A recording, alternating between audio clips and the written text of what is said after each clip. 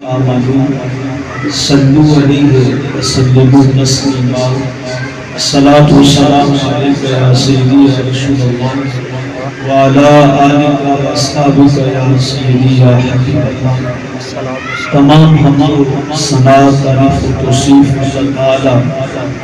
جل مجدہ الکریم کی ذات بابرکات کے لیے جو خالق کائنات بھی ہے اور مالک ششہات بھی ہے۔ اللہ جل وعلا کی حمد و ثنا کے بعد حضور نبی اکرم شفیع امم رسول محتشم اللہ کے پیارے امت کے سہارے رب کے محبوب دانائے وجود مالک رباب امم فخر ارض و عجم والی کون و مکان سیاہ لا مکان حضور ختم مرتبت احمد مجتبی جناب حضرت محمد مصطفیٰ صلی اللہ علیہ وسلم کہ حضور ناز نے اپنی نازمندیوں کا خیرات پیش کرنے کے بعد عزتوں کی مسجدوں کے تشریف فرما قابل سب کے احترام حضرات علماء کرام اور محترم مکرم حاضرین و سامعین، السلام علیکم ورحمۃ اللہ وبرکاتہ۔ آج کی یہ پروقار تقریب سعید جو کہ محترم بیٹا حافظ عقیل احمد صاحب ان کی قرآن مجید کو حفظ کرنے کی خوشی میں انعقاد پذیر ہے، آپ کے ساتھ ساتھ مجھے بھی حاضری کا شرف نصیب ہوا۔ خلاق عالم کی بارگاہ میں دعا گو ہوں اللہ پاک اس پاکیزہ مجلس کا ایک ایک لمحہ اپنی بارگاہ میں مستجاب فرمائے، اور بیٹے کے لیے دعا گو ہوں اللہ پاک اس کو استقامت عطا فرمائے اور قرآن کے نور سے، قرآن کے فہم سے اس بچے کو میرا رب مالا مال فرمائے۔ جو آپ کے سامنے چند کلمات نور تلاوت کرنے کی سعادت پائی ہے، انہی الفاظ کا سہارا لیتے مختصر وقت میں آپ کی توجہ کا طالب لیتے ہوئے چند گزارشات میں آپ کے سامنے نواز کرنا چاہ رہا ہوں۔ میرا مالک میری زبان پہ کلمت الحق جاری فرمائے، حق سن کر سمجھ کر اس کو ماننے کی بھی توفیق عطا فرمائے، اور اس میں سے جو قابل عمل باتیں ہوں اللہ پاک ہم سب کو اس پر توفیقات عمل بھی نصیب فرمائے۔ ارشاد ہوتا ہے ذالک الکتاب، یہ وہ کتاب ہے لا ریب فیہ، جس میں کوئی ریب نہیں ہے، کوئی عیب نہیں ہے، شک تو دور کی بات ہے، اس میں شک کی گنجائش بھی نہیں ہے۔ بڑے سے بڑا رائٹر ہو، بڑے سے بڑا مصنف ہو، تو جب وہ کتاب لکھتا ہے تو اس کے آغاز میں، اس کے آخر پہ یہ جملہ لکھنے میں مجبور ہوتا ہے کہ اگر قارئین اس کتاب میں کوئی غلطی پائیں تو وہ اطلاع کر دے تاکہ اس غلطی کو نکال دیا جائے۔ یہ واحد کتاب ہے جس کے نازل کرنے والے نے ہمیں بتا دیا کہ اس کتاب کو اپنے لبوں کا وظیفہ بعد میں بنانا ہو، لیکن یہ پہلے عقیدہ اپنا ہو کہ جو کتاب تم پڑھنے لگے ہو لا ریب فیہ، اس کتاب میں کوئی ریب نہیں ہے، کوئی عیب نہیں ہے۔ عیب تو بڑی دور کی بات ہے، اس میں تو عیب کی گنجائش کی بات نہیں ہے۔ یہ وہ کتاب ہے، میں کہا کرتا ہوں کہ جو بے عیب ہے، اور جو اس کے ساتھ جڑ جاتا ہے یہ اس کے اندر سے کوئی عیب رہنے نہیں دیتی۔ قرآن عظمتوں کا بہت بڑا حوالہ ہے، اور جو اس قرآن کے قریب آ جاتا ہے تو یہ عظمتوں کے تاج اس کے سر پہ بھی سجا دیتا ہے۔ جو بھی اس کے قریب آیا ہے اور جس نے اس کو اپنایا ہے تو وہ ادنا تھا تو اعلیٰ ہو گیا، چھوٹا تھا تو بڑا ہو گیا، بے توقیر تھا تو عزت کے تاج اس کے سر پہ سجا دیے گئے۔ میرے محبوب کا فرمان ہے ان اللہ یرفع بہذا الکتاب اقواما ویدع بآخرین، فرمایا اللہ جب کسی قوم کو بلند کرنا چاہتا ہے تو اس کو قرآن کے نیڑے کر دیتا ہے۔ مدینہ شریف کی پر نور فضائیں ہیں، اور پہ ایک یہودی تاجر ہے جو ملک شام جاتا ہے اور وہاں سے سامان تجارت خرید کر کے لاتا ہے اور وہ لا کر کے مدینے کی منڈی میں اس کو بیچتا ہے۔ ایک بار وہ جب ملک شام جاتا ہے اور شام کے بازار میں سودا سلف خرید رہا تھا تو سودا سستا ملا، یہ مطلب کا ملا، اس نے ضرورت سے زائد خرید لیا۔ گٹری جب وزنی ہو گئی تو اب خیال آیا کہ میں تو تنہا ہوں، تو اتنا سامان میں مدینہ کیسے لے کے پہنچوں گا؟ اس وقت شاید یہ کارگو کا اتنا سسٹم نہیں ہوگا۔ اس کے ذہن میں پھر خیال آیا چلو بازار جاتا ہوں تو کوئی غلام خرید لیتا ہوں۔ یہ وہ زمانہ تھا جب انسان بھی اشیاء کی طرح بازاروں میں بکا کرتے تھے۔ اس نے کہا وہ غلام خریدوں گا، وہ میرا سامان بھی اٹھائے گا، راستے میں میری ناز برداریاں بھی اٹھائے گا، وہ مدینے تک میں سامان بھی اپنا لے کے پہنچوں گا، کوئی بڑی بات نہیں ہے۔ شام کے منڈی سے وہ غلام خریدوں گا تو مدینے میں جا کے وہ سامان بھی پہنچ جائے گا اور اس غلام کو میں دوبارہ وہاں جا کے بیچ بھی دوں گا۔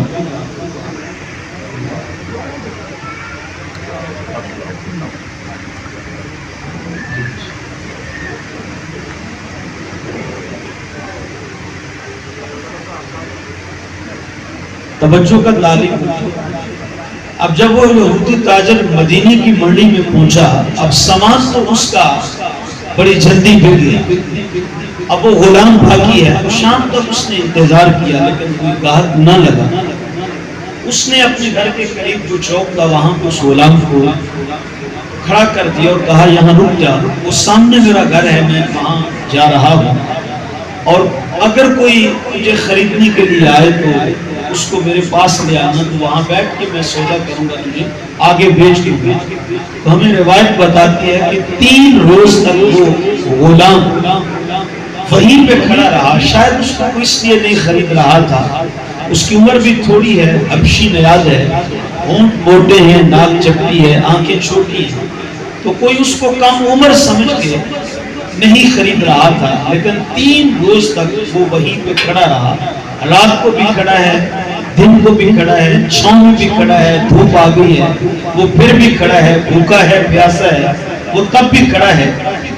مدینے کے لوگوں نے جب دیکھا کہ یہ کسی کا غلام ہے اور 3 روز سے وہ بیچارہ یہاں کھڑا ہے اور وہ کوئی اس کو خرید کر لے جا بھی نہیں رہا، تو مدینے کے اندر یہ ایک عورت تھی، بڑی رحم دل تھی، تو انسانیت کے ساتھ وہ بڑی ہمدردی والے جذبے رکھنے والی تھی۔ کسی نے جا کے اس کو بتایا کہ ایک غلام ہے، وہ آج بیچارہ 3 روز سے مدینے کے فلان چوک پہ کھڑا ہے، تو کوئی اس کو خرید نہیں رہا، وہ بھوکا بھی ہے، پیاسا بھی ہے اور دھوپ میں بھی کھڑا رہتا ہے۔ تو وہ تثبیتہ نامی عورت وہاں پہنچی تو اس نے اس غلام کو خرید لیا اور گھر لے گئی۔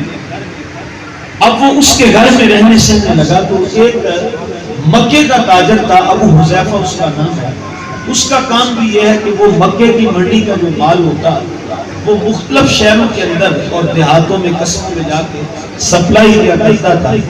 ابو حذیفہ مکی تاجر جب وہ مکے کی منڈی کا سامان لے کے مدینے پہنچا، اب یہاں اس نے 1-2 دن کے لیے رکنا تھا، تو اس کے دوستوں نے اس کو یہ ساری کہانی سنائی کہ یہاں 3 روز سے کوئی غلام کھڑا تھا، کوئی اس کو خرید نہیں رہا تھا، تو ایک ہمارے مدینے کی عورت ہے، تثبیتہ اس کا نام ہے، تو اس غلام کو ہمدردی کے طور پہ خرید کر کے لے گئی ہے۔ ابو حذیفہ کا مارا تھا، اس نے جب اس عورت کی تعریف سنی کہ وہ بڑی ہمدرد ہے اور انسانیت کے ساتھ ہمدردی کا جذبہ اس کے سینے میں موجود ہے، تو اس نے اس کو پیغام نکاح بھیجا۔ خیر ابو حذیفہ کے ساتھ تثبیتہ کا جب عقد نکاح ہو جاتا ہے تو اب وہ یہاں 2-3 دن کے لیے رکا، جب واپس جانے کا وقت آیا تو اس نے کہا میں تو مکے جانا چاہتا ہوں، بتا تو کیا کہتی ہے؟ اس نے کہا میں تیرے عقد نکاح میں آ گئی ہوں، جہاں تو جائے گا میں بھی ظاہر ہے وہیں پہ جاؤں گی۔ اب یہ 3 نفوس میں مشتمل قافلہ ہے، ابو حذیفہ مکی تاجر، اس کی بیوی تثبیتہ اور وہ غلام جو بچہ اس کا نام سالم ہے، یہ تینوں لوگ مدینے سے نکلتے ہیں اور مکے کی جانب بڑھتے ہیں۔ مکے کی جھوم میں جب قدم رکھتے ہیں تو یہ وہ زمانہ تھا میرے محبوب نے نیا نیا اعلان نبوت فرما رکھا تھا، اور آپ نے علماء سے سنت کیا جب حضور نے اعلان نبوت فرمایا تو سب سے پہلے جس شخصیت نے حضور کی غلامی میں اپنے آپ کو پیش کیا وہ بلا شبہ حضرت جناب سیدنا ابو بکر صدیق رضی اللہ تعالیٰ عنہ کی ذات ہے، اور آپ کی دعوت سے ہی حضرت جناب سیدنا عثمان غنی رضی اللہ تعالیٰ عنہ نے اسلام قبول کیا، اور حضرت عثمان غنی رضی اللہ تعالیٰ عنہ وہ ہستی ہیں، وہ شخصیت ہے کہ اللہ تبارک و تعالیٰ نے یوں تو حضور کے سب غلاموں کو ہی بڑا نوازا ہے اور پوری امت کو ہی بہت ساری فضائل اور بہت ساری برکتیں عطا کر رکھی ہیں، لیکن کچھ انفرادی طور پہ فضائل ہیں جو میرے رب نے حضور کے غلاموں میں تقسیم کر رکھے ہیں۔ حضرت فاروق اعظم رضی اللہ تعالیٰ عنہ، حضرت ابو بکر صدیق ہو، حضرت عثمان ذی النورین ہو، مولا کائنات ہو، تو ان کی ایک اجتماعی فضیلت ہے کہ حضور کے غلام ہیں اور صحابہ ہیں، حضور کی صحبت میں رہنے والے ہیں، لیکن کچھ انفرادی خصوصیات اللہ تعالیٰ نے ان میں سے ہر کسی کو ایسی بھی عطا کر رکھی ہیں جو ایک کو دی ہے تو دوسرے کو نہیں دی ہے۔ ان میں سے ایک خصوصیت جو اللہ تعالیٰ نے جناب عثمان ذی النورین کو عطا کی ہے وہ حضور کی امت میں تو بات کی بات ہے، اللہ کی پوری مخلوق کے اندر کسی کو عطا نہیں کی گئی، اور وہ خصوصیت یہ ہے کہ کسی ایک نبی کی دو صاحبزادیاں کسی کے نکاح میں آ جائیں تو یہ سوائے حضرت عثمان بن عفان رضی اللہ تعالیٰ عنہ کے کسی اور کو یہ نصیب نہیں ہوا، بلکہ حضور نے سب سے پہلے اپنی لخت جگر حضرت رقیہ کا حق نکاح حضرت عثمان سے کیا۔ ان کا جب انتقال ہوتا ہے تو حضور اپنی دوسری صاحبزادی جناب سیدہ ام کلثوم رضی اللہ تعالیٰ عنہا کا عقد حضرت عثمان ذی النورین سے کرتے ہیں۔ ان کے انتقال پہ حضور نبی اکرم صلی اللہ علیہ وسلم نے جو جملہ محبت بولا وہ آج بھی احادیث کے اوراق پہ موجود ہے، اور وہ جملہ ہی حضرت عثمان غنی کی عظمت اور شان کو بیان کرنے کے لیے کافی ہے۔ میرے لجپال آقا نے حضرت عثمان سے مخاطبہ کیا اور فرمایا، اے عثمان، آج اگر میری 40 بیٹیاں بھی ہوتی تو ایک ایک کر کے میں تیرے نکاح میں دے دیتا۔ تو یہ جملہ ہی حضرت عثمان کا کس قدر قد بڑھا رہا ہے، یہ اہل نظر، اہل علم اور اہل محبت بخوبی اس کو سمجھتے ہیں۔ میں خیر اپنے مضمون کو آگے بڑھانا چاہوں گا۔ حضرت عثمان غنی رضی اللہ تعالیٰ عنہ نے جب اسلام قبول کر لیا تو یہ ابو حذیفہ حضرت عثمان غنی رضی اللہ تعالیٰ عنہ کا جگری یار تھا، بچپن کا دوست تھا، تو انہوں نے ابو حذیفہ کو بھی دعوت اسلام دے رکھی تھی، لیکن اب جب یہ تینوں لوگ مکے کی جھوم میں داخل ہوئے تو حسن اتفاق حضرت عثمان غنی رضی اللہ تعالیٰ عنہ کے ساتھ پھر ابو حذیفہ کی ملاقات ہو جاتی ہے۔ تو چونکہ دوستی تھی اور دوستی کا حق بھی یہ بنتا ہے کہ اگر آپ خیر کی راہوں کے مسافر ہیں تو آپ کا دوست وہ شر کی راستوں پہ کیسے چلے، اور اگر آپ 5 وقت کے نمازی ہیں تو جو آپ کا دوست ہے وہ بے نمازی کیوں رہے؟ اگر آپ خیر کی راہوں پہ گامزن ہیں تو آپ کا جو دوست ہے وہ کبھی بھی برائی کے راستے پہ اس کو نہیں چلنا چاہیے، آپ اس کا بازو کھینچیں اور خیر کی راہوں پہ اس کو بھی مسافر بنائیں۔ اگر آپ مسجد میں آنے کے عادی ہیں تو اپنے دوست کو بھی اس طرف لے کر آئیں۔ بزرگ فرماتے ہیں کسی دوست کے ساتھ کوئی دوستی کرتا ہے تو ایک تو یہ ہے دوستی کا حق کہ وہ اس کو دنیا کی نعمتوں سے مالا مال کرے، اگر وہ سیٹل ہے تو اس کو بھی سیٹل کرے، لیکن دوستی کا سب سے بڑھ کر حق یہ ہے کہ تم اگر خیر کی راہوں کے مسافر ہو، تم اپنی آخرت والی زندگی کے بارے میں سنجیدہ ہو، تو جو تمہارا دوست ہے اس کے ساتھ وفا کا رشتہ یہ بنتا ہے، اور وفا کا دوستی کا تقاضا یہ بنتا ہے کہ آپ دنیا سنوارنے کے ساتھ ساتھ اس کی بھی آخرت سنوارنے کی فکر میں رہیں اور کوشش کریں۔ حضرت عثمان غنی رضی اللہ تعالیٰ عنہ نے ابو حذیفہ کو پھر دوبارہ دعوت اسلام کر دی تو انہوں نے اس کو قبول کر لیا، کہا میں ابھی گھر سے ہو کر آتا ہوں۔ اب حضرت عثمان غنی ان کو دعوت دے کے حضور کی بارگاہ میں حاضر ہوئے اور وعدہ لے لیا کہ میں ابھی واپس آتا ہوں۔ ابو حذیفہ گھر آئے، غسل کیا، نئے کپڑے زیب تن کیے، تو جب گھر سے نکلنے لگے تو تثبیتہ نے کہا اے میرے شوہر نامدار کہاں جانے کا ارادہ ہے؟ تو کہا میں حضور کی چوکٹ پہ حاضر ہو کے حضور کا غلام بننے جا رہا۔ تو تثبیتہ کہتی ہے مدینے کے اندر رہ کے میں نے بھی ان کی عظمت کی کہانیاں تو بہت سن رکھی ہیں، اکیلے نہ جاؤ مجھے بھی حضور کی غلامی میں آنا ہے، مجھے بھی ساتھ دے۔ یہ دونوں جب گھر سے نکلنے لگے تو جو غلام سالم تھا اس نے کہا کس محمد کی بات کرتے ہو اور کہاں جانے کا ارادہ رکھتے ہو؟ تو انہوں دونوں نے کہا کہ ہم اس محبوب کی دہلیز پہ حاضر ہو رہے ہیں جہاں غلام جائے اس کو غلامی کی زنجیریں توڑ دی جاتی ہیں اور اس کو آزادیاں عطا کر دی جاتی ہیں۔ اس نے کہا پھر میرے پہ کرم کرو، مجھے بھی ساتھ دیتے جاؤ۔ اب یہ تینوں لوگ حضور کی دہلیز پہ حاضر ہوتے ہیں اور حضور کا کلمہ پڑھ کے حضور کا غلام بن جاتے ہیں۔ اب جب سرکار کے غلام بن اور دار اسلام میں داخل ہو جاتے ہیں اور حضور کے پاس بیٹھے تھے تو سرکار نے ان کو دین سکھانا شروع کیا۔ تو ایک دن سرکار کی مجلس لگی ہے اور حضور واعظ فرما رہے ہیں اور حضور دین سکھا رہے ہیں، تو سرکار نے فرمایا جو کسی غلام دنیا میں اللہ کی رضا کے لیے آزاد کرے گا تو فرمایا قیامت کے دن اللہ اس کو جہنم کی آگ سے آزاد کرے گا۔ میں آپ کی توجہ کا طالب ہوں، صحابہ ایسے نہیں تھے کہ سن لیا بس سن کے بات کو وہیں پہ ختم کر دیا، ایک کان سے سنا دوسرے سے نکال دیا۔ وہ صاحب عمل لوگ تھے، باعمل لوگ تھے، بلکہ روایات میں آتا ہے ام المومنین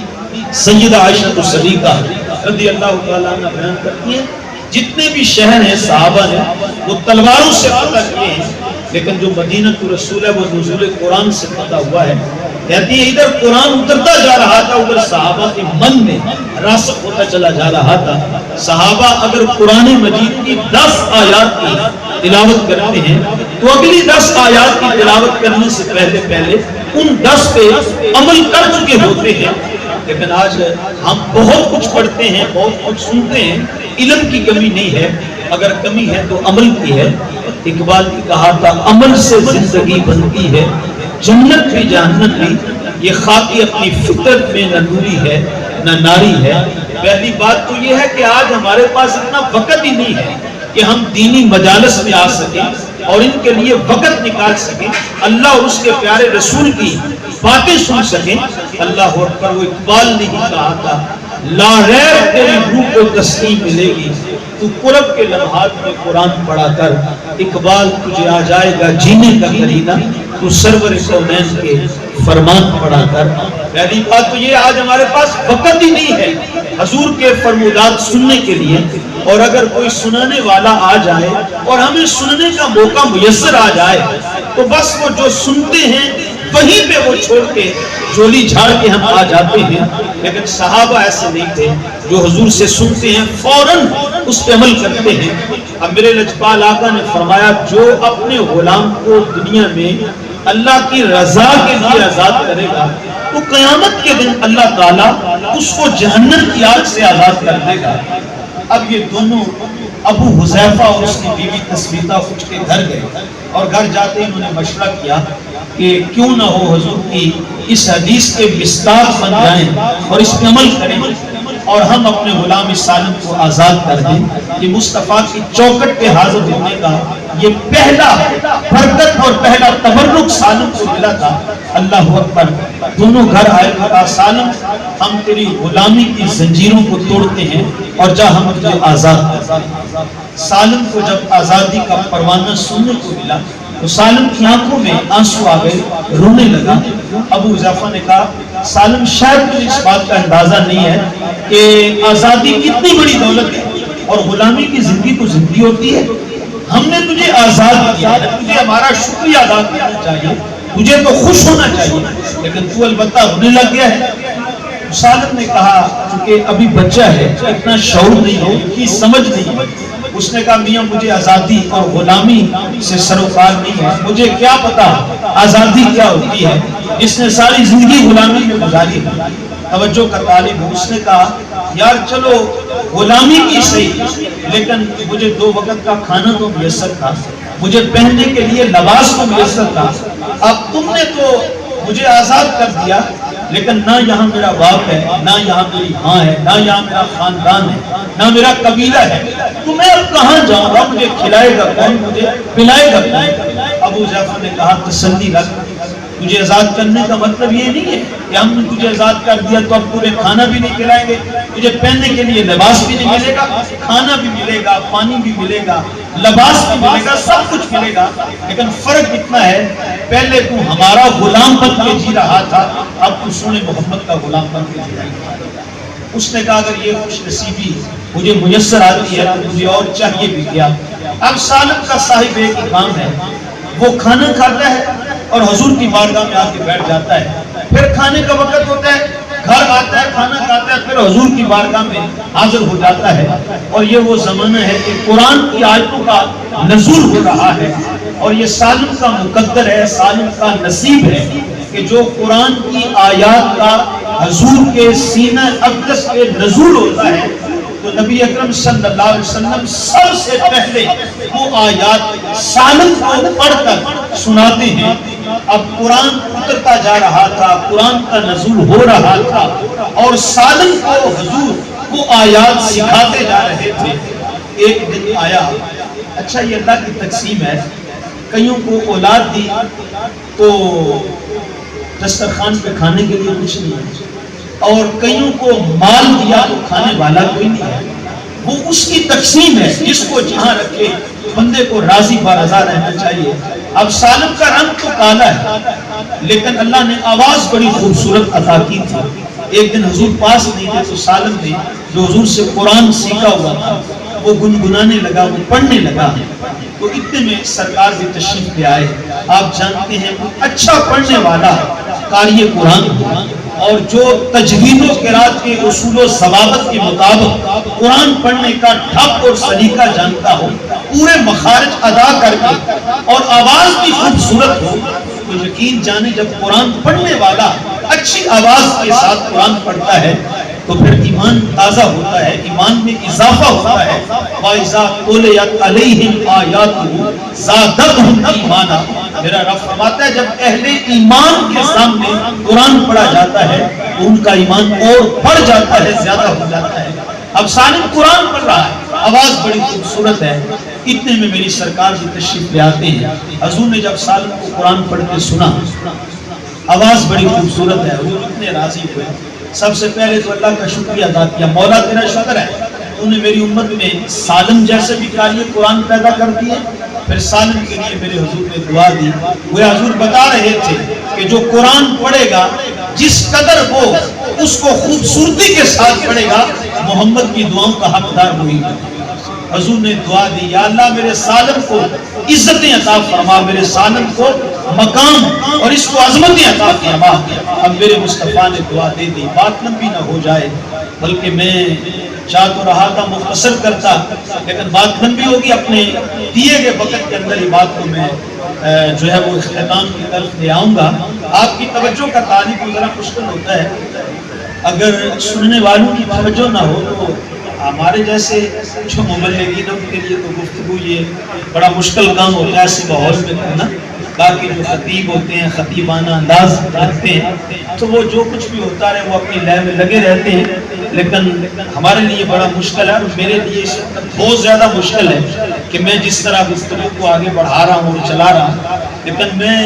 نقیب صاحب نے بھی اعلان کیا تھا کہ کوئی لمبا چوڑا یہ پروگرام نہیں ہے، مختصر ہے، لیکن جتنے بھی 5-10 منٹ باقی ہیں تو میں مکمل آپ کی توجہ کا طلبگار ہوں، اور بار بار یہ میں مناسب ہی نہیں کہتا جملہ کہنا، تو خیر عرض کرنا چاہ رہا تھا۔ اب وقت گزرتا گیا، ہجرت کا موقع، ہجرت کا حکم جب آیا، ہجرت ثانیہ، حضور نے فرمایا مکہ چھوڑ کے مدینہ چلے جاؤ۔ اب صحابہ کے قافلے مکے سے مدینے جانے لگے، اور یہ قافلہ جس میں حضرت فاروق اعظم بھی ہیں، بڑے بڑے جلیل القدر صحابہ ہیں، اسی قافلہ ہے مہاجرین میں یہ سالم۔ اب مہاجرین کا قافلہ مکے سے نکلا اور مدینے میں جب پہنچا جہاں آج مسجد قباء ہے، تو کہا کہ چلو یہاں رکیں، اللہ کی عبادت کرنے، نماز پڑھنے۔ اگرچہ نماز کا حکم تو معراج کی رات ہی آ گیا تھا، لیکن باجماعت ادا کرنے کا جو حکم ہے اور جو یہ ترتیب ہے یہ حضور کی مدنی زندگی میں ہوئی ہے۔ تو خیر جب کہ مہاجرین کا قافلہ آیا تو سوچا کہ کچھ نماز پڑھ لیں جماعت کی صورت میں، تو کہا کہ اس نماز کی امامت کون کروائے گا؟ فاروق اعظم نے فیصلہ کیا کہ وہی کروائے گا جو ہم میں سے زیادہ حضور سے قرآن جس نے سیکھا ہوا ہے، اور وہ بلا شبہ یہ سالم کا اب کم عمر ہے، حبشی نیاد ہے، ہونٹ موٹے ہیں، آنکھ چھوٹی ہے، ناک چپٹی ہے، اللہ اکبر۔ اب سالم مصلی امامت کے بعد باقی جلیل القدر صحابہ اور بڑے بڑے قریشی سردار وہ پیچھے کھڑے ہیں، اب نماز ہو رہی ہے، اور وہی یہودی تاجر جو اس سالم کو شام کی منڈی سے خرید کے لایا تھا، جس کو اس بات کا 3 دن کا خوف رہا کہ یہ گھاٹے والا سودا میں کر چکا ہوں، شاید کہ یہ میرے پلے ہی نہ پڑ جائے، اس کو کوئی خریدے ہی نہ، تو یہ گھاٹے والا سودا ہے۔ اب وہ اتفاق سے وہاں سے گزر رہا تھا، اس نے جب یہ منظر دیکھا کہ وہ سالم سامنے ہے، بڑے بڑے قریشی سردار حضور کے صحابہ وہ پیچھے سب باندھ کے ہاتھ باندھ کے پیچھے کھڑے ہیں، تو اس نے اپنے دوستوں سے کہا میری آنکھیں دھوکہ کھا رہی ہیں، یا یہ وہی سالم ہے جو میں شام کی منڈی سے خرید کے لایا تھا؟ تو دوستوں نے بھی تصدیق کر دی، وہ حیران ہو گیا۔ نماز مکمل ہوئی، اس نے قریشی سرداروں سے مخاطبہ کیا، کہا یہ کیا ماجرا ہے؟ ایک غلام